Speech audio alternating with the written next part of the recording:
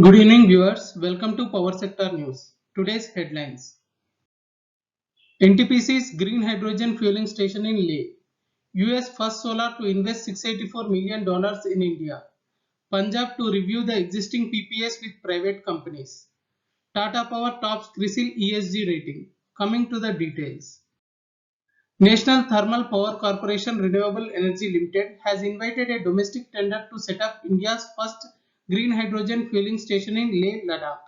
The power required to produce green hydrogen is supplied by dedicated 1.25 megawatt of solar power plant to make the hydrogen fueling station completely green.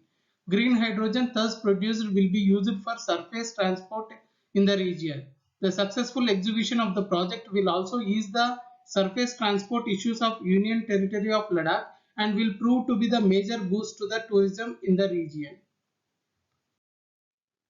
India's efforts to promote domestic solar manufacturing seems to be get fructified as US-based First Solar company is going to set up a fully integrated photovoltaic thin film solar module manufacturing facility in Tamil Nadu with an investment of $684 million. Earlier, Cubic PV, which is also a US-based company, shared their willingness to invest $350 million in India. First Solar CEO in his statement said that the India is an attractive market for First Solar and not simply because our module technology is advanced in its hot humid climate. It is an inherently sustainable market underpinned by a growing economy and appetite for energy with a well-defined goal that will need over 25 gigawatt of solar to be deployed every year for the next 9 years. Unique among the world's 10 largest solar manufacturers for being the only US headquartered company, for not using crystalline silicon semiconductor, and for not manufacturing in China, First Solar produces its thin film PV modules using a fully integrated continuous process under one roof and does not rely on Chinese crystal silicon supply chains. The facility highlights are: the planned facility is projected to have a nameplate capacity of 3.3 gigawatt DC. The proposed facility will follow First Solar's responsible solar principles across sourcing, manufacturing, and life cycle management and is expected to feature an integrated high-value recycling facility that will be able to recover over 90% of materials from processed modules for reuse. The company's resource-efficient manufacturing process allows it to reduce solar modules with a carbon footprint that is 2.5 times lower. The advanced facility is expected to commence operations in the second half of 2023. Talwandi Sabu Power Plant, Mansa, one of the largest private thermal power plants in Punjab state with capacity 1980 megawatt, which miserably failed to perform in the current paddy season as one unit of TSPL failed completely to operate from March and two units remained out of power generation for the last 1 month. Punjab Chief Minister Amarinder Singh has directed PSPCL to revoke the power plant's PPA, which is heavily biased in favor of the company. If the lawyers find that the state did not have any legal and financial implications, then the PPAs will either be renegotiated or be cancelled. This has triggered the review of all PPAs signed with private companies. Chief Minister ordered PSPCL to cancel or revisit all one-sided PPAs with private companies that are not contractually obligated to supply sufficient power to meet the state's peak demand during paddy sowing and summer seasons. PSPCL has signed 14 PPAs with thermal hydro plants and 122 long-term PPAs with solar biomass plants after 2007 to make the state power surplus with generation of around 13,800 megawatt.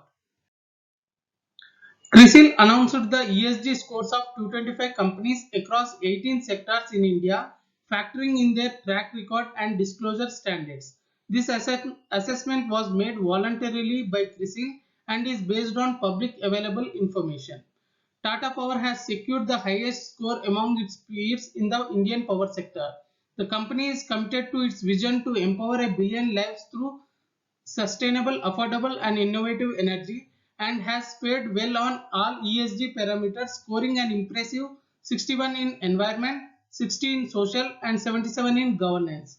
As a part of its business plan, Tata Power is focusing especially on environmental pillar. It has taken decisions towards no coal-based expansion on the generation side, expansion of renewable footprints, and development of EV charging infrastructure in the country.